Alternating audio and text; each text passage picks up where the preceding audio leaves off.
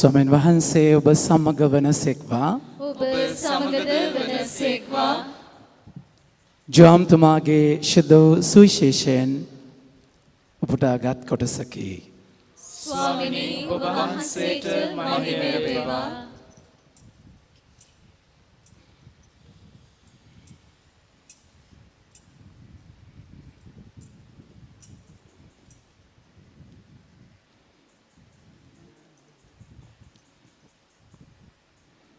තමන් මෙලොවින් ඉක්ුත්ව පියාණන් වෙතට යාමේ නියමිත මොහොත පැමිණ තිබෙන බව පාස්කු මංගල්‍යයට පෙර ජේසුස් වහන්සේ දැනගත්සේක.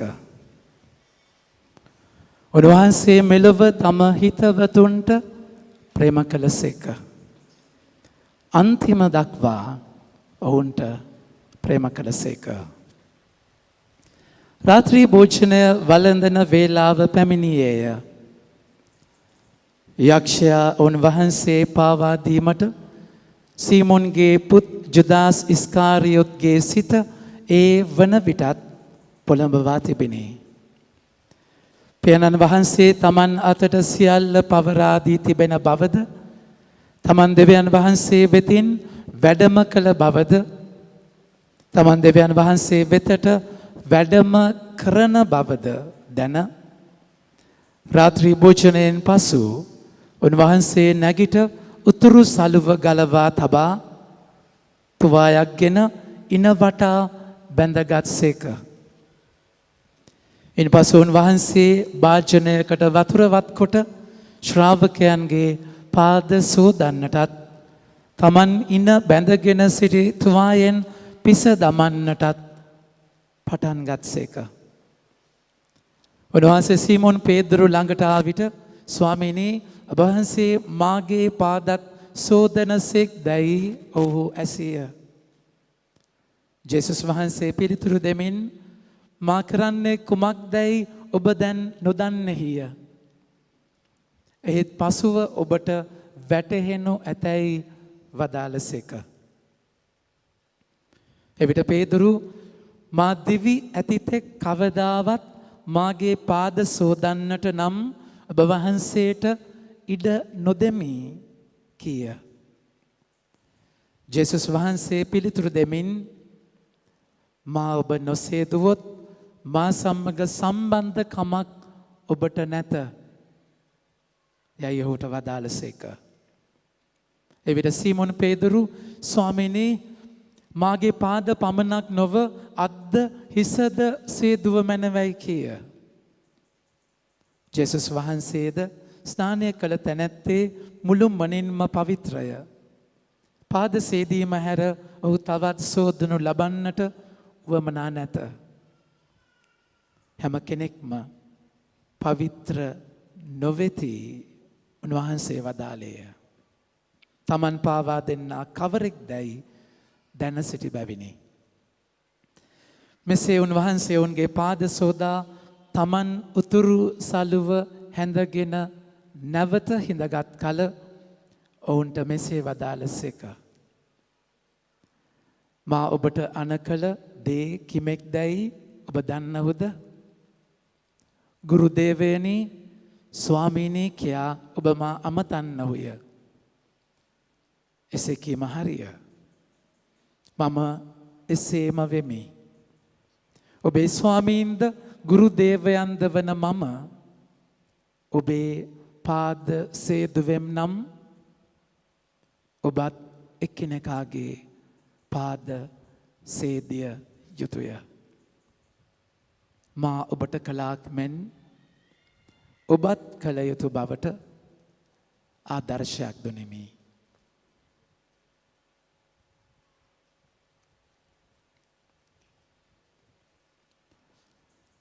ස්වාමීන් වහන්සේගේ ජීවනදායක සුභාරංචිය නම් මෙසේය. ක්‍රිස්තුනි ඔබ වහන්සේට ප්‍රශංසා වේවා.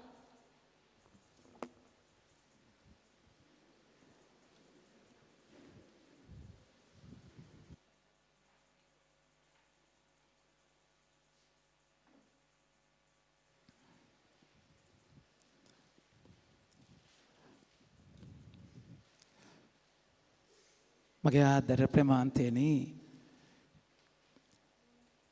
අද දිව්‍ය පූජාවේ මට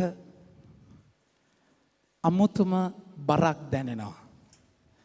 අමුතුම බරක් දැනෙන්නේ ඇත්තටම ලිටර්ජි එක ලස්සනට ලෑස්ති කරලා තියෙනවා. සවුන්ඩ්ස් හොඳට වැඩි කරලා තවත් ඒක තව හොඳට ඇහෙන විදියට තියෙනවා. ඔබ සෙනග පිරි ඉතිරි කට කැපී යන තරමට ඉන්නවා. යූත් එක මණ්ඩපය සුපර්බ් විදියට හදලා තියෙනවා. ගීතිකා කණ්ඩායම හොඳට ගායනා කරනවා. හැමදේම හොඳට වෙනවා. ගෝල බාලයෝ ටිකත් ඉස්සරහට වෙලා ඉන්නවා. මේ ඔක්කොම තියෙද්දී මගේ ආදර ප්‍රේමවන්තයනි ස්වාමින් වහන්සේ ඒ මංගල පූජාව අද වගේ දවසක දිව්‍ය පූජාව ස්ථාපිත කරා කියන දේ. එක මම සප්‍රසාද වහන්සේ ඉස්සරහා ඉන්නකොට මහා බරක් විදිහට දැනිච්ච දෙයක්. ඒ කියන්නේ මගේ ආදර ප්‍රේමවන්තයනි දිව්‍ය පූජාව දිව්‍ය සප්‍රසාද වහන්සේ සහ පූජාත්වරය ස්ථාපිත කරේ උන්වහන්සේ අද වගේ දවසක. එතකොට මම ෆාදර් කෙනෙක් පූජකයෙක් කියන එක සමහර වෙලාවට උන්වහන්සේ අද යාඥාවේදී මහා බරපතල විදියට දැනෙන්න සලස්වද්දී පූජාවේ මේ හැම සංවිධානයත් එක්කම ලිටර්ජි එක මේ විදියට ලෑස්ති වෙනවත් එක්කම අමුතුම බරක් අමුතුම ගැම්මක් ජීවිතයේ පූජාත්වරය කියන එක කොච්චර වටිනා සක්‍රමේන්තුවක්ද කොච්චර වටින දෙයක්ද කොච්චර ශුද්ධවන්ත දෙයක්ද කොච්චර ඔබට මට තේරුම් ගන්න බැරි මහා අභිරහසක්ද කියන එක මොහොතකට දැනෙච්ච නිසායි අද පූජාව මට මෙච්චර බරට දැනෙන්නේ. අද පූජාවේ සහ අනිත් පූජාවන් අතර වැඩි වෙනසක් නැහැ. වැඩි නෙමේ මොනවත් වෙනසක් නැහැ. හැම තැනකම හැම දවසකම තියෙන්නේ එකම පූජාව. මගේ ආදර ප්‍රේමවන්තයනි දිව්‍ය පූජාව සහ දිව්‍ය සප්‍රසාද වහන්සේ සහ පියතු පූජකයා කියන මේ දෙදෙනව වෙන් කරන්න පුළුවන් දෙයක් නෙමෙයි. ඔබට සප්‍රසාද වහන්සේ ඔබට නැහැ පියතුමා නැත්තම්.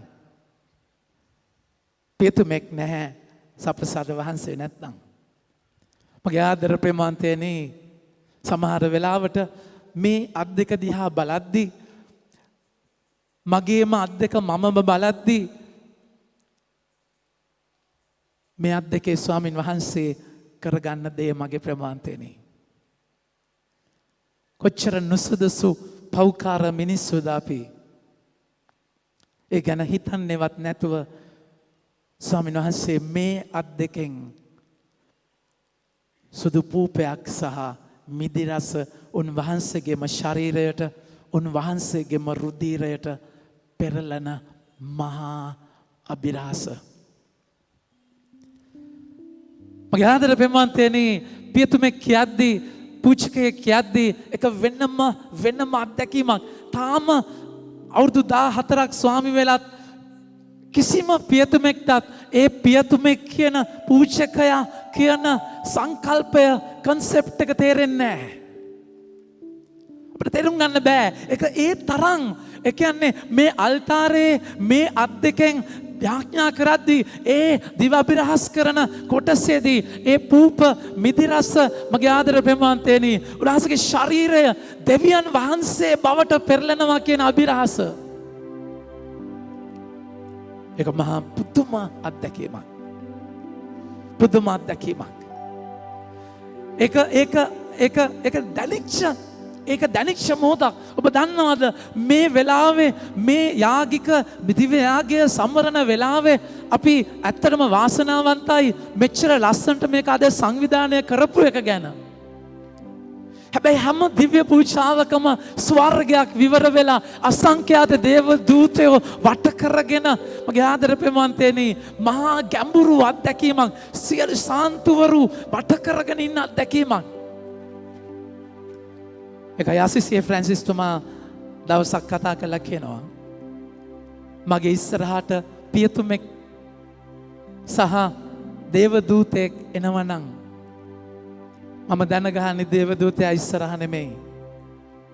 පියතුමා ඉස්සරහ කියලා. මගේ ආදර ප්‍රේමාන්තයනි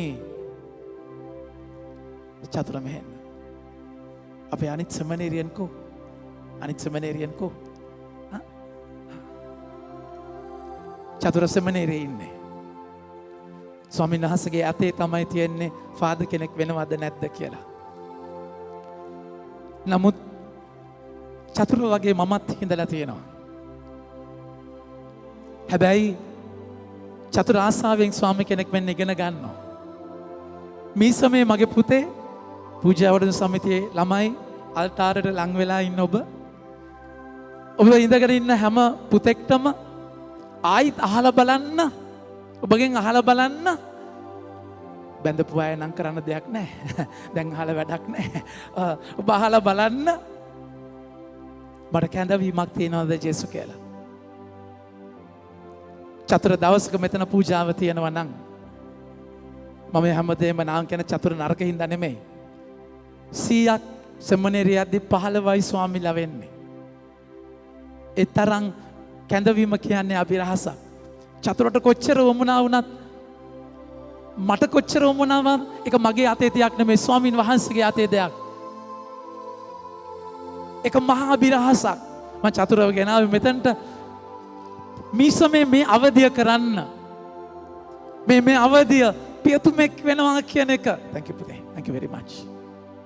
පියතුමෙක් වෙනවා කියන එක අභිරහසට ඔබ තුළ කුකුසක්, ඔබ තුළ උනන්දුවක්, ආසාවක් ඇති කරන්න. ඒක අපිට තේරෙන්නේ නැහැ. ඒ තරමට අභිරහසක්. ඒ තරම් ගැඹුරු අභිරහසක්. මගේ ආදර ප්‍රේමන්තයනි, අද උන්වහන්සේ අපි අද පළවෙනි කියවීමේ අද ප්‍රධාන මංගල්‍ය 3ක් අපි කතා කරනවා. පළවෙනි මංගල්‍යය තමයි මං කිව්වයින් පස්සේ කියන්න දිව්‍ය සප්‍රසාදේ මංගල්‍යය කියන්න. කෑ ගහලා කියන්න. ඊට පස්සේ පූජකවරේ මංගල්‍යය කියන්න. ඊට පස්සේ ප්‍රේමයේ පනත. අපි මේ අද තමයි මේ 3 වැදෑරුම් සත්‍ය මෙනෙහි කරන, ස්ථාපිත කරන දවස.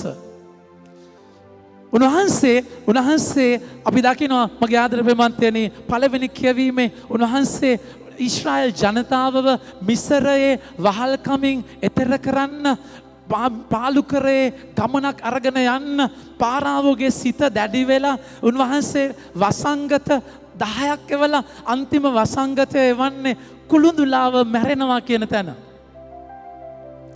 එතකොට ඊශ්‍රායල් ජනතාවගේ ගෙවල් වලත් කුළුඳුලෝ මැරෙනවා. උන්වහන්සේ කතා කරලා කියනවා ඔබ මේක නොකළොත්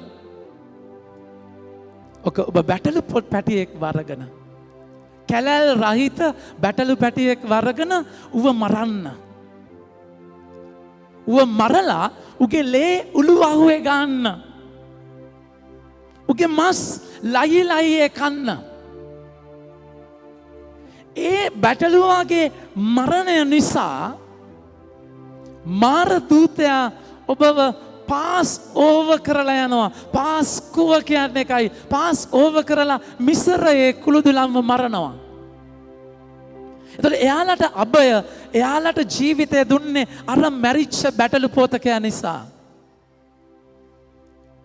ඔබට මතක නම් මොරියා කන්දට ආබ්‍රහම් යනවා තමුන්ගේ පුතාව ඊසාක් වරගෙන ගිහිල්ලා උන්වහන්සේ කියන ඔබගේ එකම පුතා, ඔබ ප්‍රේම කරන පුතා මට මරලා ඔප්පු කරන්න කියද්දී දරසෑය ගැට ගහලා ආබ්‍රහම් කිනිස්ස අරගෙන අනින්න යන තැනදී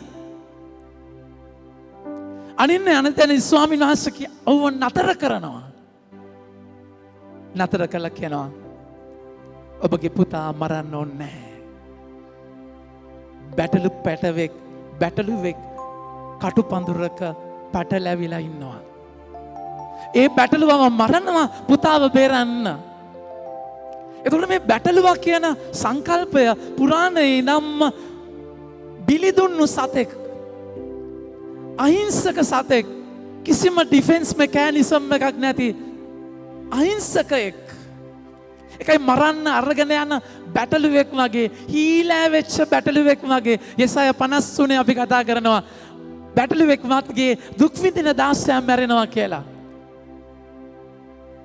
ඒ කියන්නේ එයා කරපු පාපයකට නෙමෙයි එයාව මරනවා වෙන කෙනෙකුට ජීවිතය දෙන්න.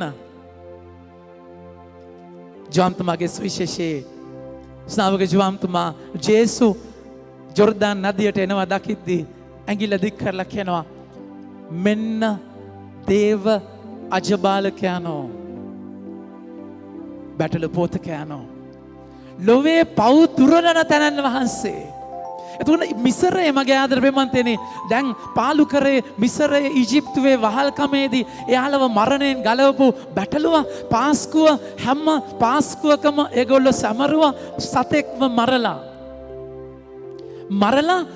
උගේ ලේ ගිවිසුම් කරනුවට ඉහලා ඉතුරු ලේ ජනතාවට ඉහලා ඒ නැතිවෙච්ච වහල්කම දරුකම නැවත ඇති කරන්න සත්තුන්ව දහස් ගාණක් ලක්ෂ ගාණක් පාස්කුවේදී මැරුවා. අද අපි දකින්නේ හැම ජුදා ජාතිකයෙක්ම යන්න ඕනේ මේ පාස්කුව. ඒ පාස්කුවේදී මොකද වෙන්නේ? ජෙරුසලමට යන්න යද්දී ජේසු මොකද කරන්නේ? ගෝලියොත් එක්ක එකතු වෙලා පාස්කුව සමරලා ඒ පාස්කුවේ විශේෂත්වයක් තියෙනවා. රොටි තියෙනවා, මිදි රස තියෙනවා. හැබැයි අන්තිම රාත්‍රී භෝජනයේ බැටළු පැටවෙක් නෑ මගේ ප්‍රමාන්තයනේ. ඇයි? ජේසුයි ඒ බැටළු පෝතකයා. ස්වාමින් වහන්සේ ඔබ මම වෙනුවෙන් මැරිලා ස්වාමීන් වහන්සේ ඔබ මම මැරිච්ච බැටළු පෝතකයා එකයි එදා ඒ බැටළු මස් අනුභව කළා වගේ දැන් කියනවා මෙන්න මගේ ශරීරය මෙන්න අනුභව කරන්න. මේ මගේ රුධීරය මෙය පානය කරන්න. එදා ඒ බැටළුවගේ ලේත් එක්ක මස් එක්ක තිබිච්ච සම්බන්ධකම හැම අවුරුද්දකම බැටළුවෙක් මරන්න වෙච්ච එක ජේසු බැටළු පෝතකයාණන් වෙලා බැටළු පෝතකයා විතරක් නෙමෙයි ජේසුම තමයි පූජකයා වෙන්නෙත්. එදා වෙන කෙනෙක් තමයි බැටළුව මරන්න ඔප්පු කරන්නේ. හැබැයි මෙතන ජේසුමයි ත්‍යාජ කරන්නේ තමන්ව. ජේසු පූජකයා වෙනවා. ජේසුම තමයි අල්තාරය වෙන්නේ. මගෙන් අද ඇහුවා ෆාදර් අල්තාරේ මල් තිබ්බට කමක් නැද්ද කියලා. අල්තාරේ මල් තිබ්බට කමක් නැද්ද? මං කිව්වා මල් තියන්න එපා කියලා. මල් තියන්න එපා කියපු නිසා තමයි මෙතනින් මල් තියලා තියෙන්නේ. ඉතින් අර බැලන්ස් කරගන්න බැරි නිසා තමයි මෙතන මල් ටිකක් තියෙන්නේ. හැබැයි හරිනම් මල් තියන්න බෑ. අල්තාරේ කිසි දෙයක් තියන්න බෑ. ඔබ දකිනවා නම් පියතුමා අල්තාරේ ඉඹිනවා. ඒක ශුද්ධ වල්තාරයක්. එතකොට ඒ ශුද්ධ වල්තාරය කියලා කියද්දී ඒකේ සනිටුවහන් වෙන්නේ ජේසු. දැන් අපි මංගල් පූජාවට ආවයින් පස්සේ මගේ ප්‍රේමවන්තයනි මෙහෙම নমස්කාර කරනවා. ඔබ හිතන්නේ নমස්කාර කරන්නේ සප්‍රසාද වහන්සේටද? නෑ. දිව්‍ය පූජාව ඇතුලේ සප්‍රසාද වහන්සේ අදාළත්වයක් නෑ. ඕනනම් අපිට සප්‍රසාද වහන්සේ පැත්තක තියන්න පුළුවන්. දිව්‍ය පූජාව පටන් ගත්තයින් පස්සේ ફોකස් එක වෙන්නේ අල්තාරය. নমස්කාර කරන්නේ අල්තාරයට. දුම් අල්ලද්දී අපි දුම් අල්ලන්නේ අල්තාරයට මිසක් සප්‍රසාද වහන්සේට නෙමෙයි. ඒ කියන්නේ අල්තාරය තමයි ජේසු. එතකොට උන්වහන්සේ පූජකයා, උන්වහන්සේ පඬුර, උන්වහන්සේ අල්තාරය. මගේ ආදර ප්‍රේමන්තයනි දැන් මේක කොච්චර ගැඹුරු සංකල්පයක්ද කියනවා නම් අද දෙවන කියවීම බලන්න. අද පොඩ්ඩෙන් දෙව කියවීම නැවති වෙනවනේ. සුරුදෙද්ගේ නැගිටින තව දෙවන කියවීම තපුටෙන් විනාශයක් වෙන්නේ. දෙවන කියවීම බලන්න. පවුලතුමා කතා කරන වචනය. මා ඔබට ඉගැන්වූ මේ පිළිවෙතම සමිදානන් වහන්සේගෙන්ම ලැබුවෙමි. ඔබ ඉගෙන ගන්න දෙයක් තියෙනවා මගේ ප්‍රේමන්තනේ. පවුලතුමා ජේසුත් එක්ක හිටියේ නැහැ. ජේසුගේ ගෝලයක් නෙමෙයි. ජේසුව දැක්කද දන්නෙත් නැහැ. පවුලතුමා ගමාලියලගේ ගෝලයක්, පරිසිවරයෙක්, වෙනම ගමනක් තිබුණේ. ජේසුව දැනගෙන හිටියේ නැහැ. හැබැයි පවුලතුමා කියනවා මේ පිළිවෙත මොකක්ද? සප්‍රසාදීය පිළිවෙත. වචනය නැවත ගන්න දෙවනි කොටස. ඔබට ඉගැන්වූ මේ පිළිවෙත සමිදානන් වහන්සේගෙන්ම ලැබුවෙමි. එනම් ස්වාමින් වන ජේසුස් වහන්සේ පාවා දෙනු ලැබූ රාත්‍රියේදී රොටියක් ගෙන ස්තුති කොට කඩා මෙය ඔබ උදෙසා දෙන මාගේ ශරීරයයි මා සීකිරීම පිණිස මේ කරන්න. දැන් මේක අන්තිම රාත්‍රියේ භෝජනයේ හිටිය ගෝලියෝ මේක දැනගෙන හිටියා. හැබැයි පාවුලතුමා දන්නේ නැහැ. හැබැයි පාවුලතුමා කියනවා මේක මට ස්වාමින් වහන්සේ ඩිරෙක්ට් කියා දුන්නේ ගෝලියෝ නෙමෙයි ඩිරෙක්ට්. ඒ කියන්නේ දිව්‍ය පූජාව කියන්නේ ස්වර්ගික අත්දැකීමක් මගේ ප්‍රේමාන්තනේ. ස්වර්ගික අත්දැකීමක්. ඒ දිව්‍ය පූජාවේ ස්වර්ගික අත්දැකීමට ඔබ මම සම්බන්ධ වෙන්නේ අද එදා ඒ අන්තිම රාත්‍රී භෝජනයටමයි අද ඔබ මම මේ සම්බන්ධ වෙන්නේ. එතකොට එදා පියතුමා එදා පූජකයා ජේසු වෙද්දී අද පියතුමා තමයි ඒ ජේසුගේ ඒ ජීවිතයට සම්බන්ධ වෙන කොටස කරන්නේ. ඒකයි සප්‍රසාදය සහ පියතුමා වෙන් කරන්න බැරි වෙන්නේ. ඔබගේ ආදර ප්‍රේමන්තේනි. හැබැයි අපිට වරදින තැනක් තියෙනවා. අපිට වරදින තැනක් තියෙනවා. අපි නතර වෙන තැනක් තියෙනවා. හැමදාම කෙනා වගේ ආවෝ ලැබුවෝ ගියෝ කතෝලිකයෝ. අපිට මතක නැහැ සප්‍රසාදික වැඩ සිටීම ස්වාමීන් වහන්සේ සප්‍රසාදය තුළ වැඩ සිටින විදි දෙකක් තියෙනවා. ඒ තමයි sacramental presence එක. sacramental presence සක්‍රමේන්තු ගත වැඩ සිටීම. එතකොට දැන් තව මොහොතකින් දිව අභිරහස් කරන වෙලාවේ ජේසු එතන සක්‍රමේන්තුවක් වෙනවා. සක්‍රමේන්තු ගත වැඩ සිටීමක්. අපි සක්‍රමේන්තු ජේසුව වැඩම කරලා තියෙන සප්‍රසාද වහන්සේ අපි නමස්කාර කරනවා ගරු කරනවා උන්වහන්සේ ඉස්සරහා ඉන්නවා. ඒක හරි ඒක සක්‍රමේන්තු ගත වැඩ සිටීම. sacramental presence. හැබැයි ඒ වැඩ සිටීමම තව තැනක තියෙනවා. අපිට ඒක අමතක වෙනවා. අපි ඒකට කියනවා මගේ ප්‍රේමන්තනේ mystical presence. අභිරහස්මය වැඩ සිටීම. සප්‍රසාදය කියද්දී ඔබට සක්‍රමේන්තු ගතක වැඩ සිටීම අභිරහස්මය වැඩ සිටීම. මොකක්ද අභිරහස්මය වැඩ සිටීම කියන්නේ? ක්‍රියාපොතේ 9 වෙනි පරිච්ඡේදයේ පවුලතුමාට උන්වහන්සේ සාවුලට දර්ශනය වෙන තැනදී මෙන්න මෙහෙම කතා කරලා කියනවා. සාවුලු 4 වෙනි වගන්තිය ඔබ බාන්ත බිම වැටුනේය. සාවුලු ඔබ මට පීඩා කරන්නේ මන්ද? සාවුලු පීඩා කරේ රෝම ජනතාවට නෙමෙයි. සාවුලු පීඩා කරේ ජුදා ජනතාවට නෙමෙයි. සාවුලු පීඩා කරේ කිතුණු ජනතාවට. කිතුණු කියලා කියන්නේ ක්‍රිස්තු අනුගාමික. ක්‍රිස්තු අනුගාමික කියද්දී එයාලා අල්තාරයක ඉඳගෙන ජීවනදායක භෝජනය වළඳපු අය, සප්‍රසාදයට සම්බන්ධ වෙච්ච අය. ස්වාමීන් වහන්සේ කියනවා ඔබ මටයි පීඩා කරන්නේ. ජේසුයි සප්‍රසාදය වළඳන සංඝයයි වෙන් කරන්න බෑ. mystical presence අභිරහස්මය සංඝය කියලා අභිරහස්මය වැඩ සිටීම කියන්නේ එතනට. ඒ කියන්නේ ජේසුව ලබන ඔබ මම මගේ ආදර වෙමන්තෙනි එකම ශරීරයක්. ඔබ මම සාංගික වෙන තැන ජේසු ඔබ මම තුල ඔබ මා තුල ඉන්නවා. ඒ සාංගික බලය ඒ සාංගිකත්වයේ බලයක් තියෙනවා. එතකොට ඔබට මට අමතක කරන්න බෑ. සප්‍රසාදය වළඳන ඔබ මම ජීවත් වෙන්න ඕන විදිහක් තියෙනවා. සප්‍රසාදික ජීවිතයක්. මාව කැඩිලා අනිත් අයට දෙන ජීවිතයක්. අද අපි ප්‍රේමයේ පනත සමරන්නේ. ආදරය කියලා කියද්දී ග්‍රීක භාෂාවේ මේක කොටස් තුනක් තියෙනවා මගේ ප්‍රේමාන්තනේ.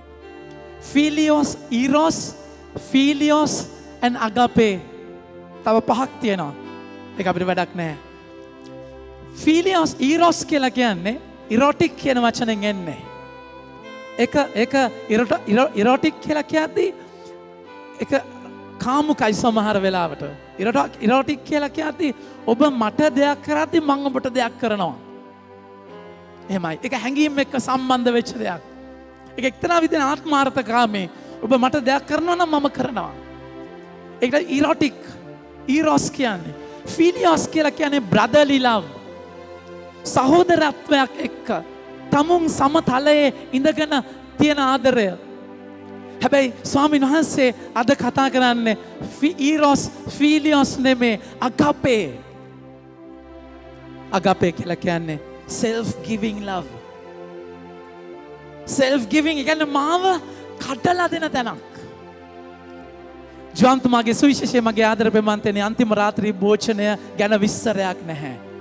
අනිත් හැම සිනොප්ටික්ස් සමදර්ශක සුවිශේෂ තුනේම මාක් මතෙව් ලූක් කතා කරන අන්තිම රාත්‍රී භෝජනයේ රොටි ගෙන තුති පුදා කඩලා දෙනවා. නමුත් ජොන්තුමා මේ ගැන කතා කරන්නේ නැහැ.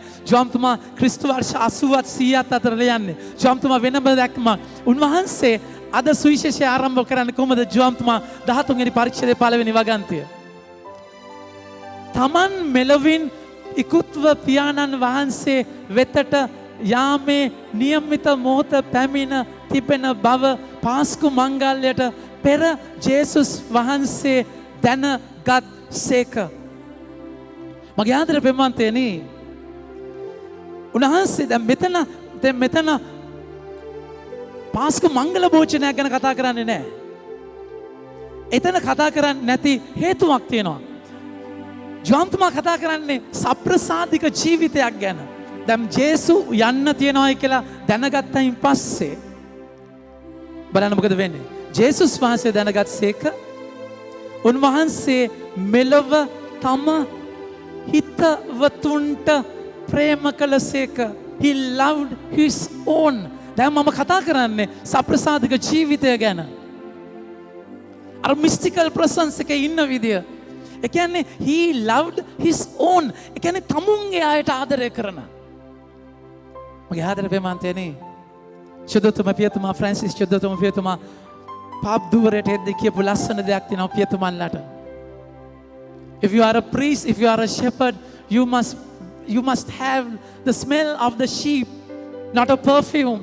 ඔබ කියන්නේ බැටළු ගඳ දැනෙන, බැටළුවන්ගේ ගඳ තියෙන එඬේරෙක්. ඒ කියන්නේ බැටළුවගේ ගඳ ඇඟේ තියෙන්න නම් බැටළුවත් එක්ක ළඟින්න ඕනේ, බැටළුවත් එක්ක ඉන්න ඕනේ, මගේ ගාව එන්න ඕනේ බැටළු ගඳ. ඒ කියන්නේ එතන කැඩෙන ආදරයක්. ජේසු ආදරය කළේ ඈත අයට නෙමෙයි. ජේසු ආදරය කළේ දැන් යනවයි කියලා දැනගත්තයින් පස්සේ තමුන්ගේ ළඟම ඉන්න අයට, ඉන්න සර්කල් එක, ගෝලියෝ 12 දෙනාට. ඒ කියන්නේ එයාලා තමයි ළඟම ඉන්නේ. එයාලගේ තමයි ගඳ දැනෙන්නේ. එයාලගේ තමයි අඩුපාඩු පේන්නේ. 100% ජේසුව දන්නේ. දේශනා කරලා යන්න ලේසි. හැබැයි හැමදාම ඉන්න ඔබගේම බිරිඳ, ඔබගේම ස්වාම පුරුෂයා, ඔබගේම දරුවා, ඔබගේ අම්මා තාත්තා මේ ගෙදර. charity begins at home.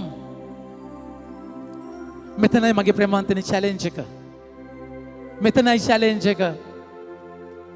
අපිට සහභාගී සහජීවනය බෙදා ගැනීම ඔක්කොම හරි. අපිට ෂෙයා කරන දේවල් ගොඩාක් ඇති. හැබැයි මේක පටන් ගන්න ගෙදරින්. තම හිතවතුන්ට උන්වහන්සේට තිබුණා පිලාත් ගාවට යන්න. උන්වහන්සේට තිබුණා නායක පූජකයන් ගාවට යන්න. උන්වහන්සේ තිබුණා රෝමෙට යන්න, සීසර් ගාවට යන්න. නෑ. ඒක පටන් ගන්න ගෙදරින්. මගේ ආදර ප්‍රේමන්තයනි, ස්වාමින් වහන්සේ ඒක පටන් ගන්න එතනින්. තම හිතවතුන්ට ප්‍රේම කළසේක. ඊළඟ වගන්තිය හරි වැදගත්. උන්වහන්සේ මෙලව තම හිතවතුන්ට ප්‍රේම කළසේක. මං කිව්වම් පස්සේ කියන්නේ අන්තිම දක්වාම කියන්නේ හැමෝම කියන්නේ ඔවුන්ට ප්‍රේම කළසේක. ඊළඟ චැලෙන්ජ් එක පටන් ගන්න පුළුවන්, ඉවර කරගන්න බෑ. බඳින දවසේ පොරොන්දු වෙනවා. හැබැයි ඒක පහුපවට කොහු වෙනවා. ඒ කියන්නේ පටන් ගත්ත දේ අන්තිම දවස වෙනකන් අවසානය දක්වාම ප්‍රේම කරනවා කියන එක. මගේ ආදර ප්‍රේමන්තයනි, මේක ජේසු කරලා පෙන්වන විදිහක් තියෙනවා. ජේසු කරලා පෙන්වන විදිහක් තියෙනවා. ඒ කරලා පෙන්වන විදිය ඒක වෙනස්. උන්වහන්සේ උතුරු සළුව ගලවලා තියලා, උතුරු සළුව ගැලවුවයින් පස්සේ මගේ ප්‍රේමන්තයනි, මේක තමයි තියොලොජිකල් ටීචින් එක. උන්වහන්සේ ඉන්නේ යට ඇඳම පිටින්. ඔබ හිතන්න නායකයෙක් උතුරු සළුව ගලවනවා කියන්නේ උන්වහන්සේගේ අන්ඩර්වෙයාර් එක පිටින් උන්වහන්සේ ඉන්නේ. එතකොට එයාගේ ගෝලයෝ ඉස්සරහා උන්වහන්සේ උතුරු සළුව ගලවනවා. ගලවන තුවායක් ඇඳ ගන්නවා. තුවායක් ඇඳගෙන එයාලගේ පහත්ම කිලුටුම වෙන තැන හේදුවට කිසිම වැඩක් නැහැ. ආයිත් වැඩියෙන්ම කුණු වදින තැන උන්වහන්සේ සෝදලා තුවායෙන් පිහදාන්නේ. ඒක ඔබ තේරුම් ගන්න. සේවකයා සහ වහලා අතර වෙනසක් තියෙනවා. අපිට වහල්ලු නැති නිසා, සේවකයොත් වහලු වගේ නිසා අපිට වෙනසක් නැති වුණාට සේවකයා කියන්නේ පඩියක් තියෙන කෙනෙක්.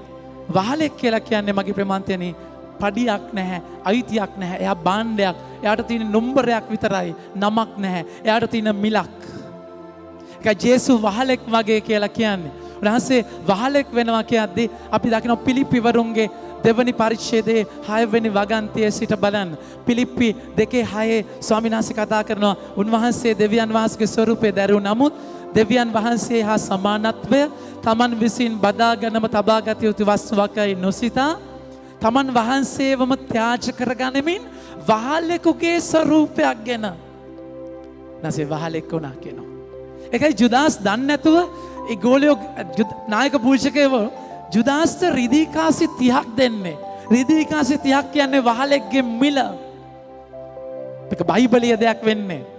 ජේසු උතුරු සළුව ගලවලා ඊට පස්සේ තුවායක් ඇඳ ගන්නවා කියන්නේ සාමාන්‍යයෙන් ගෙදර පලස්තීන සමාජයේ ඒ කාලේ වාහන තිබ්බේ නැහැ. ගොඩක් වෙලාට හැම කෙනෙක් පයින් ආවේ. පයින් එද්දී ගල් ඇනිලා තුවාල වෙලා සමහරවිට රස්නෙට කකුල් පැලිලා අමුත්තේ ගෙදරට ආවහම සල්ලි තියෙන ධනවත් පවුල්වල වහලෙක් තියලා තියෙනවා.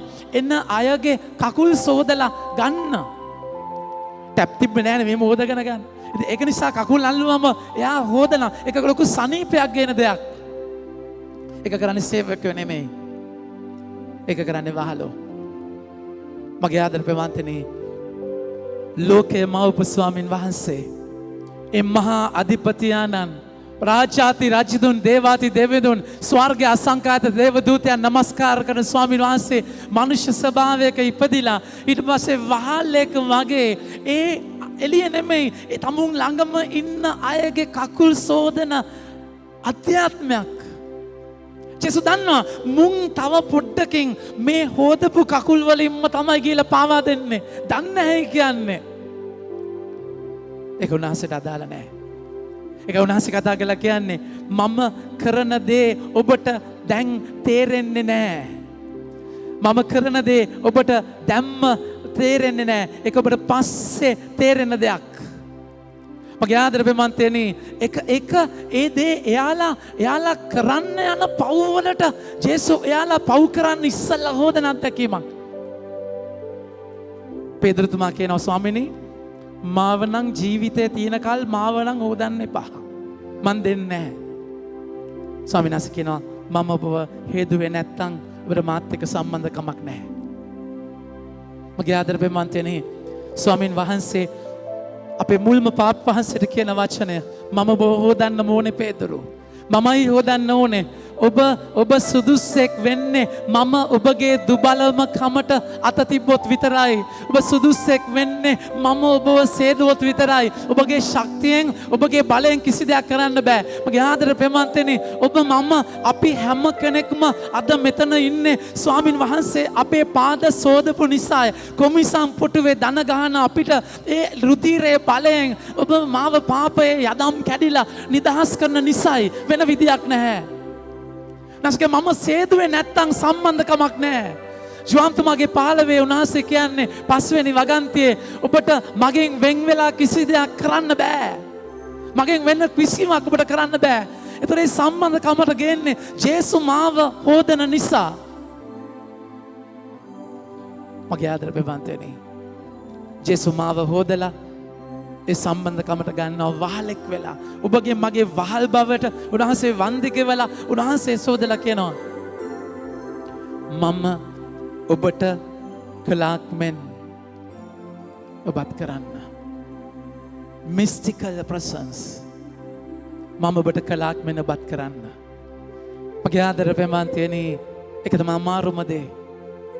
ඒක තමයි අමාරුම දේ. ඒ කියන්නේ තමුන් දුර්වල කෙනාට, ඒ කියන්නේ මාව පාවා දීපු කෙනාට, අවස්ථාවාදීව පාවිච්චි කරපු කෙනාට මම මෙයා මෙහෙම කරනවා කියලා දැනගෙන ඒ මහා අසික්කිත ජරා පාවා දුණු කෙනාට දෙන්න යන කෙනාට තේරුණාද කියන එක, මාව අතහැරපු කෙනාට, පාවිච්චි කරපු කෙනාට, මගේ ජීවිතය විනාශ කරපු කෙනාට මට ආදරය කරන්න බැරිම තැනට ආදරය කරන බලයක් ස්වාමීන් වහන්සේ සප්‍රසාදය හරහා ඔබට මට දෙනවා. සප්‍රසාදයෙන් ඔබ මාව කරන්නේ සප්‍රසාදික කරන එකයි.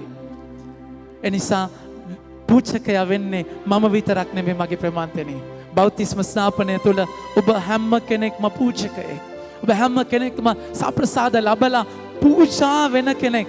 ඔබගේ මගේ ජීවිතය ජේසුගේ ශරීරය මෙහෙම අල්ලලා මේ මගේ ශරීරයයි කියලා කියද්දි මම ඒක ජේසුගේ ශරීරය විතරක් නෙමෙයි, ඒ මගේ ශරීරය, ඒ වළඳන ඔබ, ඒ ඔබගේ ශරීරය ජේසුගේ ශරීරයත් එක්ක මුසු වෙලා දුර්වල දුබලකම් එක්ක ජේසු වෙනුවෙන් කැඩෙන්න, ජේසු වෙනුවෙන් මැරෙන්න, සාංගික වෙන්න, ඒ සාංගිකකම තුල දුර්වලම තැනට ආදරය කරන්න සප්‍රසාදය ස්ථාපිත කරපු, පූජාත්වරය ස්ථාපිත කරපු ප්‍රේමය පනත තුළ ස්වාමින් වහන්සේ ඔබට මට අද දවසේ ආරාධනා කරන බව අයිති කරගන්න මගේ ආදර ප්‍රමාන්තයනේ.